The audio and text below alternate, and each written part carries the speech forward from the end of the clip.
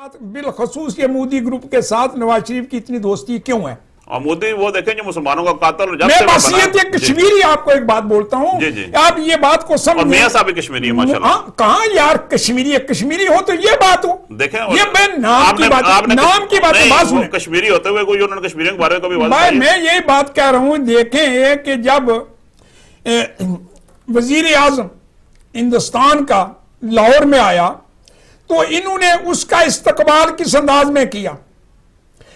उस वक्त पाकिस्तानी और कश्मीरियों ने जो एहतजाज किया, एहतजाज जो हम यहां भी करते हैं, यहां भी एहतजाज करते हैं। क्या बरतानिया गवर्नमेंट हमें मारती है?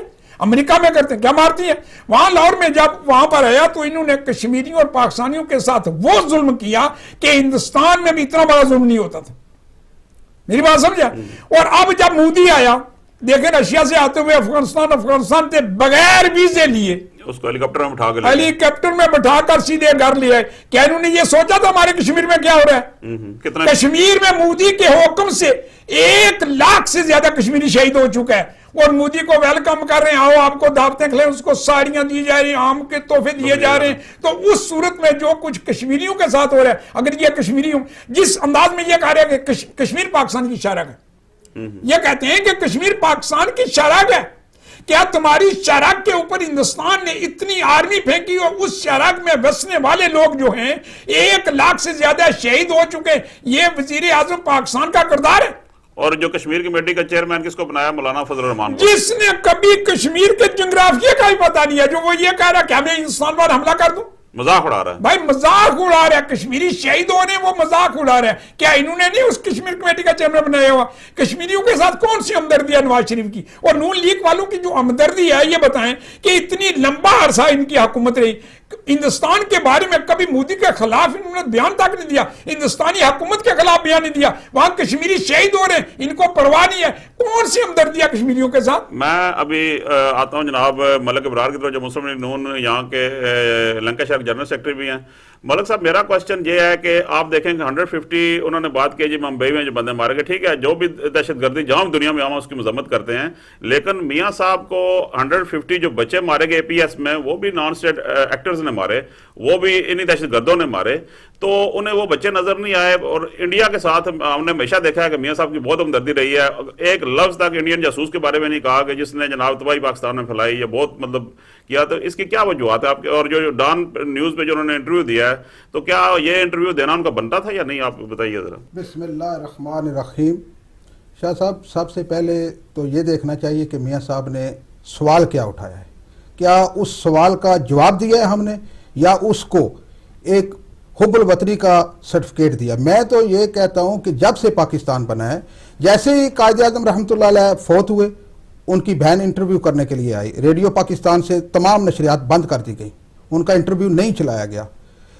1951 में लियाकत अली खान को मारा गया, क्या बोला गया उनके बारे में? यही गद्दार का सर्टिफिकेट।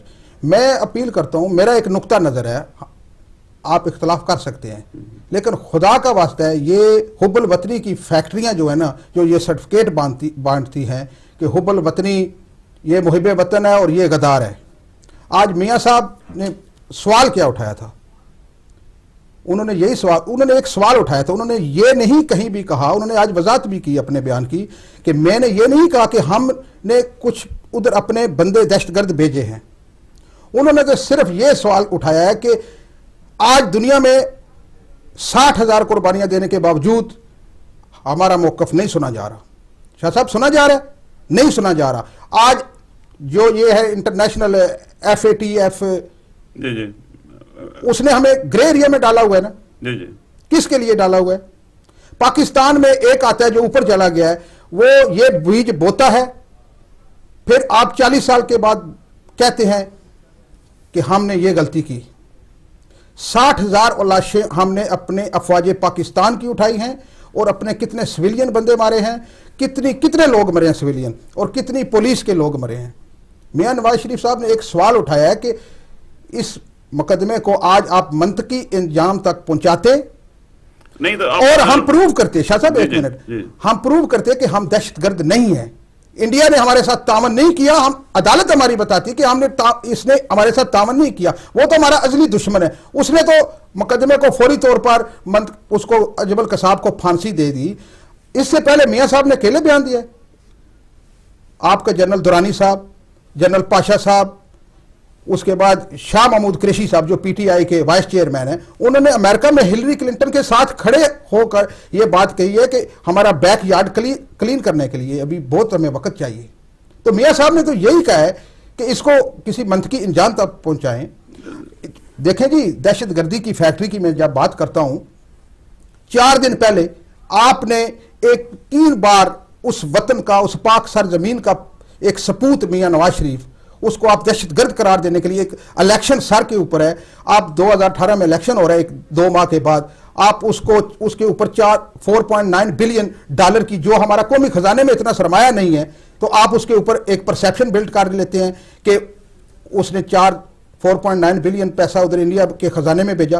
क्या बोला था 2016 फरवरी में वर्ल्ड बैंक ने यही कहा था ना, एक परसेप्शन उसने एक अंदाजा लगाया था, एक गैस किया था कि पार्टीशन के ऊपर 1947 में 1.4 मिलियन पीपल हिजरत करके पाकिस्तान आए हैं। अगर वो रेमिटेंस भेजते तो इंडिया के खजाने में 4.9 अरब। तो यहां पे नैब एक नोटिस पब्लिक कर देता है, पूरी मीडिया हुब्बुल वतनी के सर्टिफिकेट बांटने लग पड़ती है, अवाम इलेक्शन पर असरअंदाज होने जा रहा है। मियां साहब ने यह भी बोला है कि हमारे बंदों के जो एमपीए एमएनए हैं, जो इलेक्शन में आगे खड़े हो रहे हैं, उनको घर में जाकर बोला जाता है। एक बंदे को दीवार के साथ आप लगा रहे हैं, वो बोल नहीं सकता आवाम को।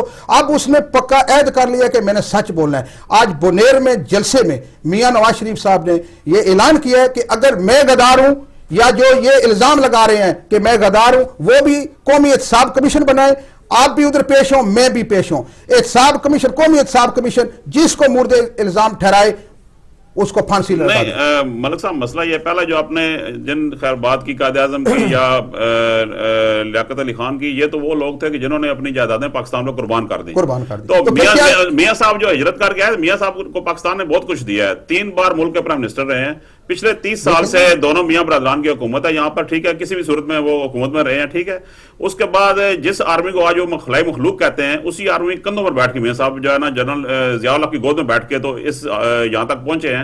तो जब मियां साहब यहाँ पर आ गए हैं तो क्या ये सारी चीजें उनकी नजरों से पहले छुपी हुई थी?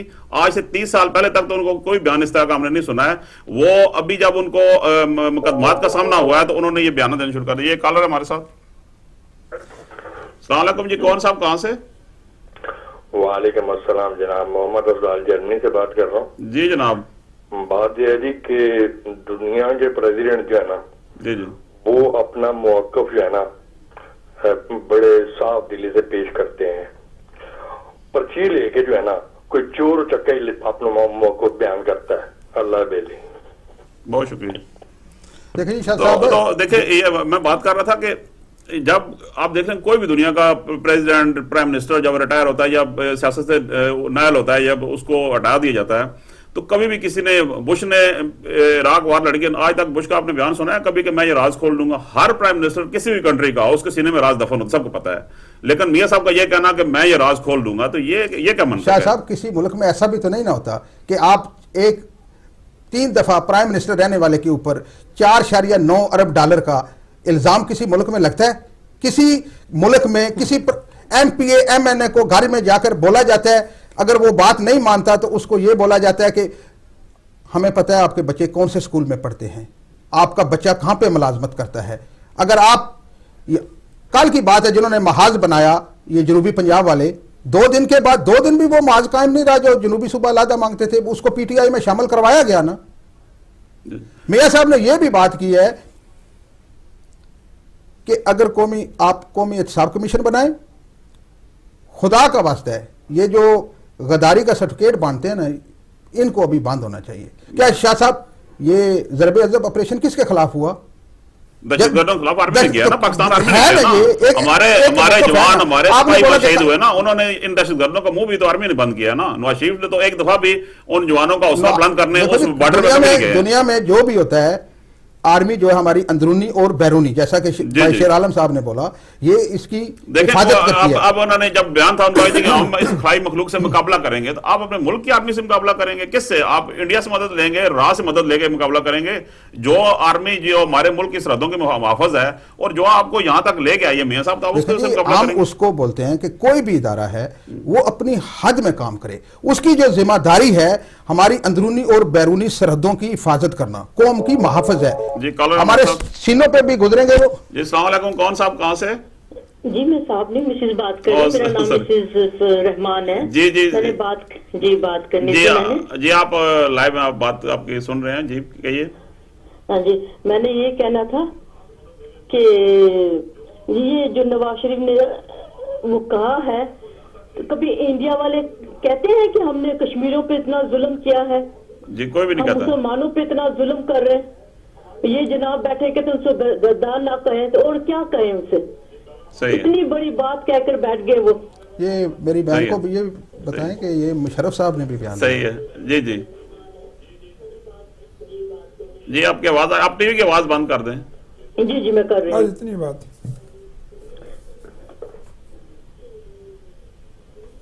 जी जी आप बोल रहे थे, कुछ कहना आपने और या बस? और बस यही कहना था कि भाई मेहरबानी करें मुसलमानों पे, पाकिस्तानियों पर।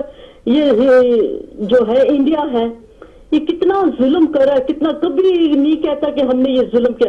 पहला गाय के ऊपर उन्होंने इतना जुल्म किया, फिर कुरान के ऊपर इतना जुल्म किया, अब नमाज के ऊपर वो कर रहे हैं। कितना तलाक के ऊपर ये लोग इतना जुल्म कर रहे हैं। ये नहीं कहते, वो सब एक हो जाते। और हमारे इतने बिकाऊ है कि पता नहीं क्या खिलाया क्या पिलाया कि 2 दिन में कह दिया कि भाई हमने ये अटैक किया। जी, बहुत शुक्रिया आपकी कॉल का मेहरबान, बहुत थैंक यू जी, शुक्रिया, बहुत थैंक यू। शुक्रिया। साहब, जी, उस वक्त के जी, वजीर दाखिला रहमान मलिक और जनरल दुरानी साहब ने उस वक्त प्रेस कॉन्फ्रेंस की थी। लखवी जो आपने कैद करके रखा हुआ है पाकिस्तान में, क्या जकी लखवी नाम है उसका? मैं एक मिनट मेरे साहब आता हूँ, जरा आई साहब से कुछ बात करना चाह रहे हैं। जी आई साहब, मुझे ये बताएं कि ये जो बोलते हैं कि गैर जानदार एक कमीशन बनाया जाए, क्या जो अभी नेप वाले हैं ये आर्मी ने बनाया? क्या सुप्रीम कोर्ट का जो जज ये जिसके सामने ये पेश हो रहे हैं, क्या आर्मी ने बनाए हुए हैं? यही तो नवाज शरीफ के अदारे आपने बनाए हुए हैं और उन पर इत्मीनान नहीं किया जा रहा है। जो वो बोलते ये ठीक नहीं है, किसी और को बनाया जाए। क्या आसमान से कोई मखलूक लानी पड़ेगी हमें? कॉलर हमारे साथ। जी, अस्सलाम वालेकुम।